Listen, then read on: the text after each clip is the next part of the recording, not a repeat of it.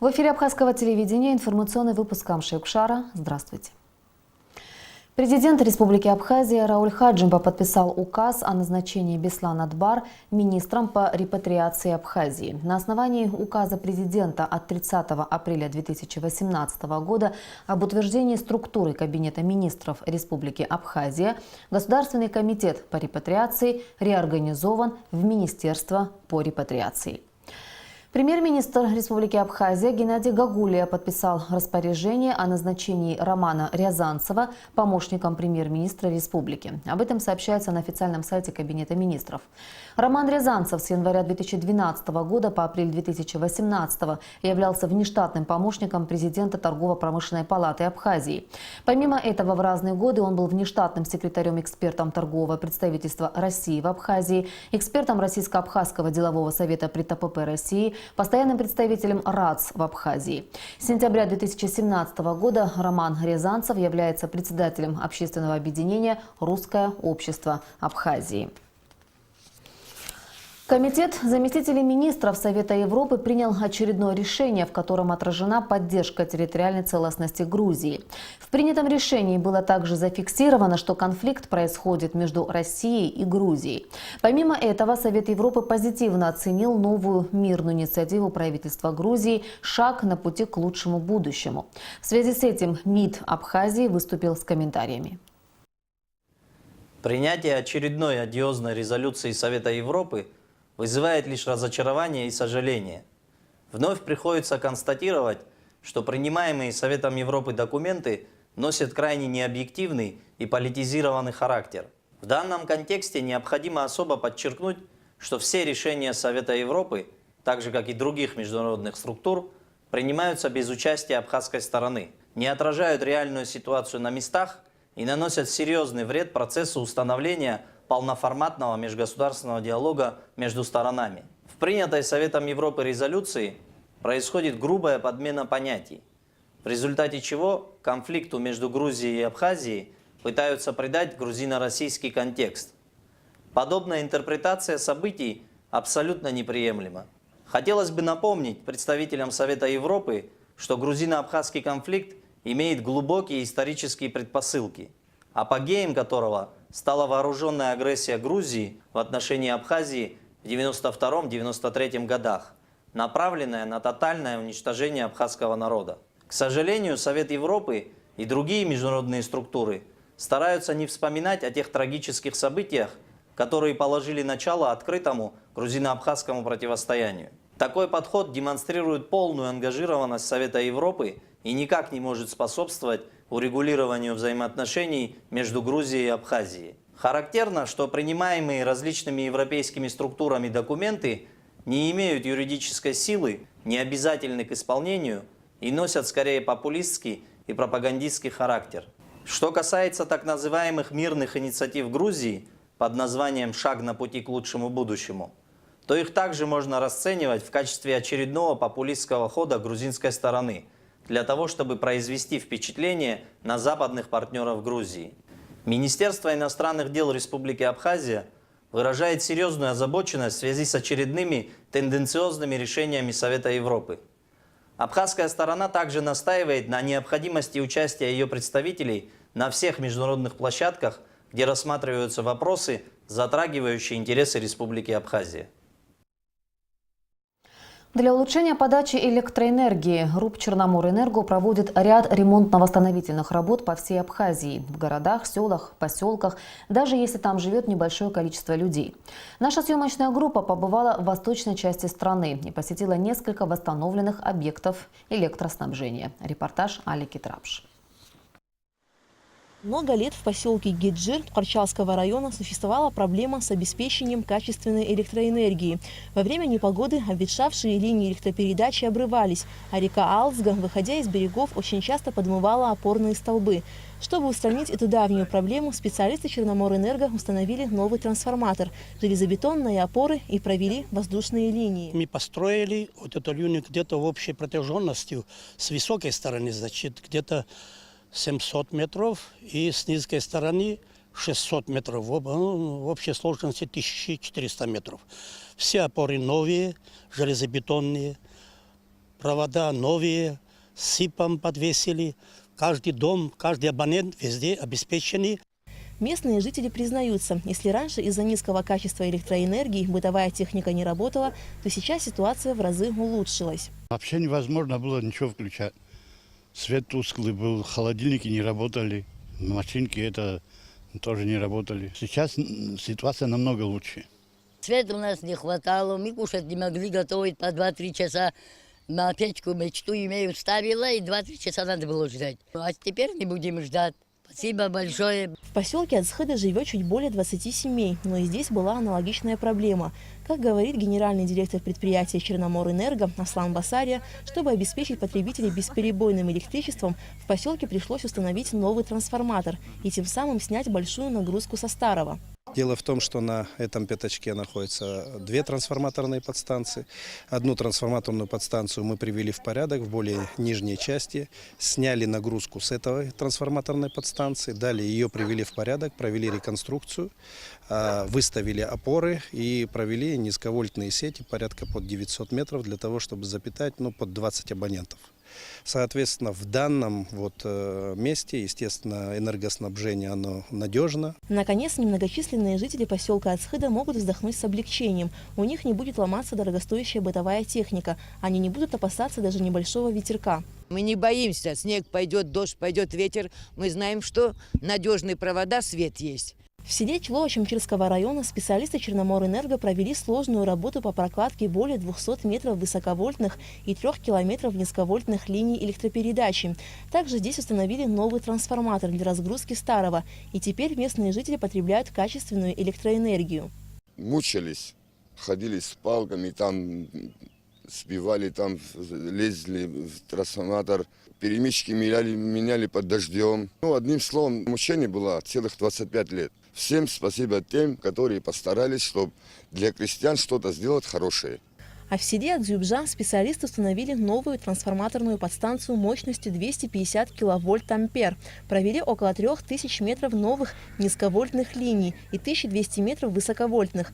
Проделанная работа позволит обеспечить село бесперебойным электричеством. Конечный абонент от старого трансформатора находился приблизительно в 2,5 километрах от этого трансформатора. При таких параметрах невозможно было гарантировать надежное энергоснабжение даже приблизительно после 1000 метров уже у нас начинаются проблемы с энергоснабжением. Соответственно, была обязательная необходимость строительства высоковольтной линии, доведения 10 тысяч вольт до трансформатора и установка трансформатора. Специалисты Черноморэнерго ежедневно во всех районах Абхазии ведут работы, чтобы обеспечить потребителей качественной электроэнергией.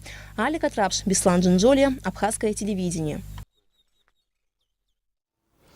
В Абхазии завершен первый этап борьбы с мраморным клопом, а именно механический сбор насекомого-вредителя. В республике приступили ко второму этапу работ химической обработки насаждений. По информации Минсельхоза, несмотря на собранные и уничтоженные 4 тонны насекомого, почти во всех районах Восточной Абхазии по-прежнему наблюдается большое количество мраморных клопов. В среду в Министерстве сельского хозяйства состоялось совещание с участием руководителей районных сельхозуправлений и начальников МТС, на котором были поставлены конкретные задачи по началу работ. 3 тонны полученных в рамках гуманитарной помощи химических препаратов розданы по районам. Что касается помощи Российской Федерации, то после того, как правительство России одобрит решение о выделении средств на приобретение химических препаратов, ранцевых опрыскивателей и феромоновых ловушек, в республику будет доставлена первая партия груза. Также в течение 2 недель в Абхазию должна поступить и сельхозтехника. Возможности наши скудны в том плане, что мы ожидаем, я хочу, чтобы население правильно нас поняло. Тут первым заместителем министра сельского хозяйства Российской Федерации было объявлено, что будет оказана гуманитарная помощь в объеме 312 миллионов. Это не означает, что они привезут деньги в Абхазию и нам дадут, чтобы мы раздавали. Нет этого. Объем этот будет предоставлен в виде товара.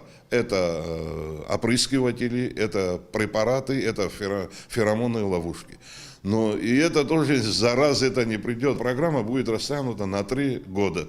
Представители Россельхознадзора каждый день по сегодняшний день находятся здесь. Они работают с нашими представителями, все актируют, проводят мониторинг ситуации по Мраморному клапу, составляют соответствующие карты, отмечают, где много, где меньше. Но работа ведется. Это с нашими представителями абхазской стороны. Но есть определенные сложности. Мы сформировали группы. Есть у нас техника в каждом районе по 2-3 единицы с прицепным оборудованием, то есть опрыскивателями. Им надо какую-то определенную заработную плату давать. Мы сейчас решаем, обратились с письмом президенту нашей страны, премьеру нашей страны, и как бы вопрос вынесен на рассмотрение. Если какие-то средства будут найдены, мы будем на платной основе этих людей привлекать к работе. Количество популяции мраморного клопа насколько снизим, настолько мы сохраним урожай. Абхазская государственная капелла вернулась после участия в международном московском пасхальном фестивале. Капелла с большим успехом выступила на различных площадках фестиваля наряду с коллективами России, Белоруссии, Армении, Швеции, Греции, Финляндии и многих других стран. Наших артистов российская публика принимала очень тепло, о чем они с большим удовольствием рассказывают сегодня. Рената Шакая продолжит тему.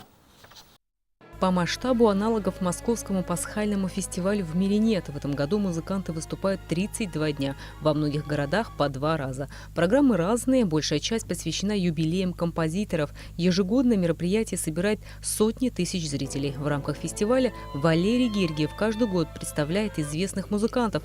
Молодые имена лауреатов конкурса Чайковского. Есть и те, кто ежегодно выступает на фестивале, например, пианист Денис Мацуев. Фестиваль продолжается и в эти дни. В этом году на сцене появятся скрипачи Кристофор Барати и Павел Милюков.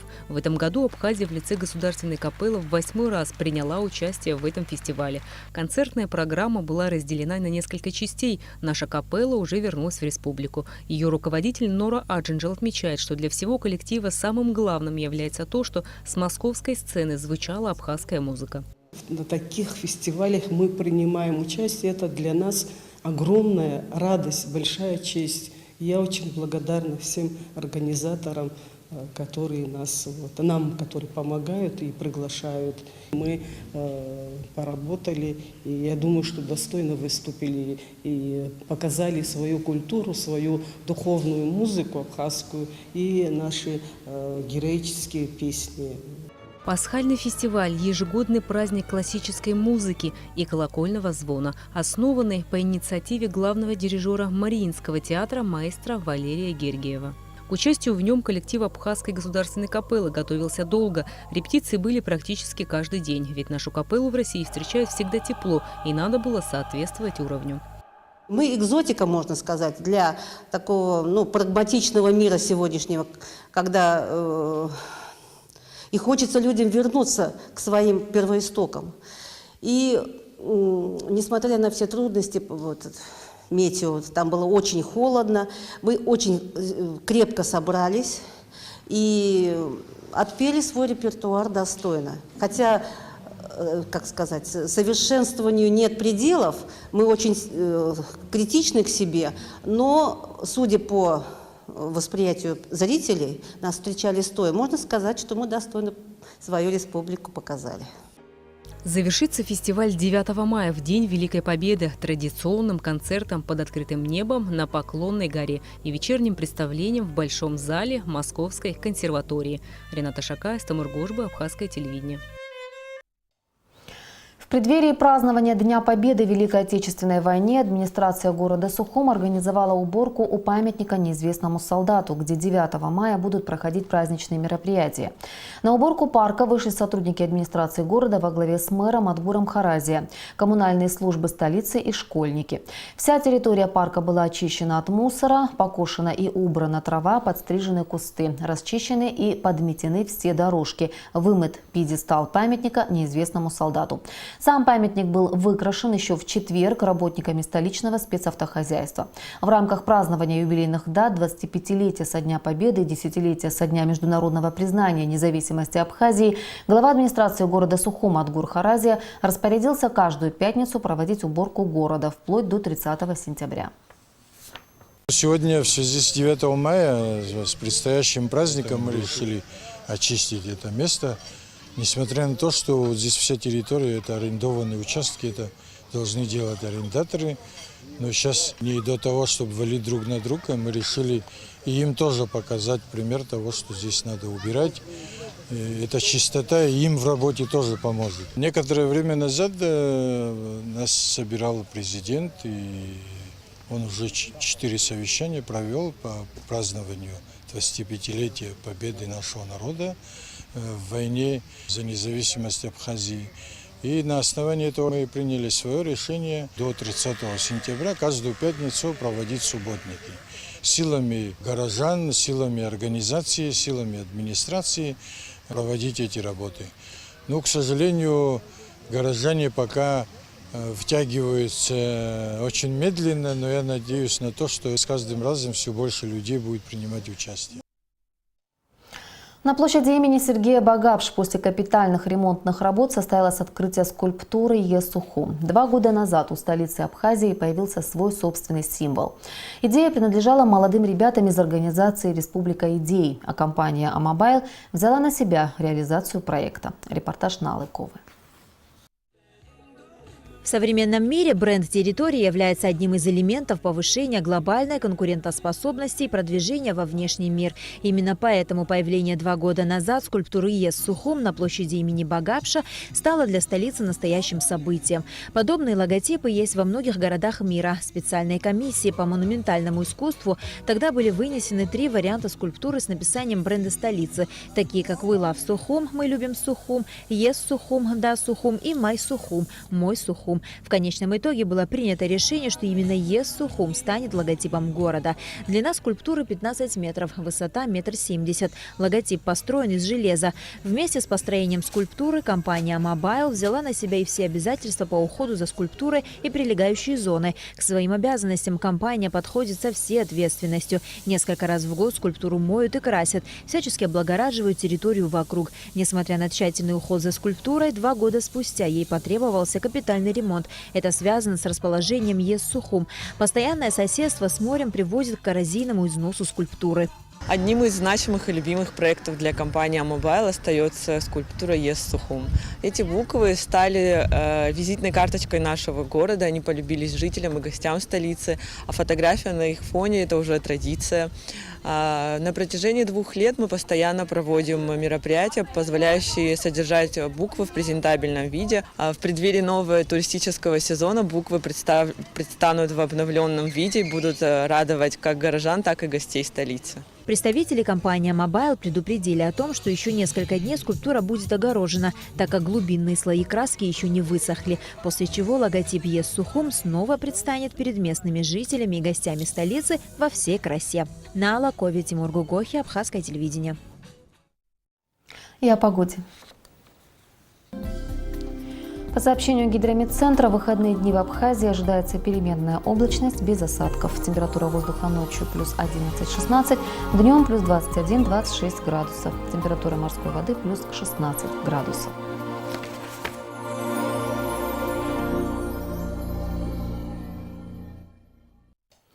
Информационный выпуск завершен. Я прощаюсь с вами. До встречи в эфире.